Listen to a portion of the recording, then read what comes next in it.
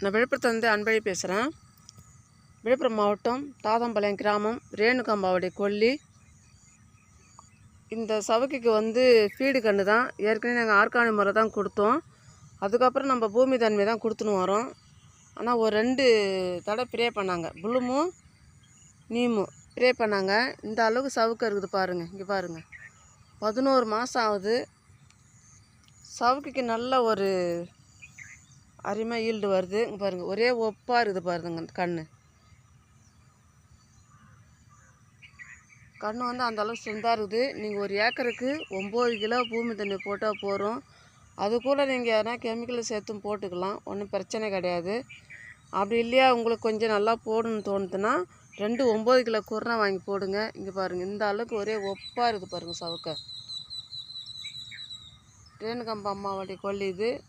எந்த அளவுக்கு ஸ்ட்ரென்த் இருக்குது பாருங்கள். இப்போ சவுக்கு கழிக்க போகிறாங்க. இங்கே பாருங்கள், கன்று இந்த அளவுக்கு இருக்குது பாருங்கள். ஒரு கண்ணா போல் இருக்குது. இங்கே பாருங்கள், ஒப்பாக தெரியுது பாருங்கள். ஏன் சொல்கிறேன்னா, நீங்கள் இயற்கையில் ஒரு 2 தடவை ப்ரே பண்ணால் போகிறோம். சவுக்குக்கு நல்லா முறையாக ஈல்டாக இருக்குது. நல்லா கழி திடமாக வருதுங்க பாருங்கள். இன்னும் பனியெல்லாம் போகல, பனி அப்படியே இருக்குது. இங்கே பாருங்கள், ஒரே ஒப்பாக இருக்குது. ஒரு 2 தடவை நீங்கள் 2 9 கிலோ குருணையை போட்டு ஒரு 2 3 தடவை ப்ரே பண்ணணும். ஒரு 3 மாதத்துக்கு ப்ரே பண்ணணும். சவுக்கு நிறைய பேர் ப்ரே பண்ண மாட்டாங்க. நாம் லட்சங்கள்லாம் சம்பாதிக்கணும்னா ப்ரே பண்ணி தான் ஆகணும். 1 லிட்டரு புளுமும் 1 லிட்டரு நீமு வாங்கிட்டு அதிகமாக நீங்கள் நீமு 1 லிட்டர் தண்ணிக்கு 2 ml, புளுமு 1 லிட்டர் தண்ணிக்கு 2 ml அப்படின்னு நீங்கள் காலையில் சாயங்காலம் இல்லாட்டி காலை டைமில் சாயங்காலம் டைமில் ப்ரே பண்ணணும்.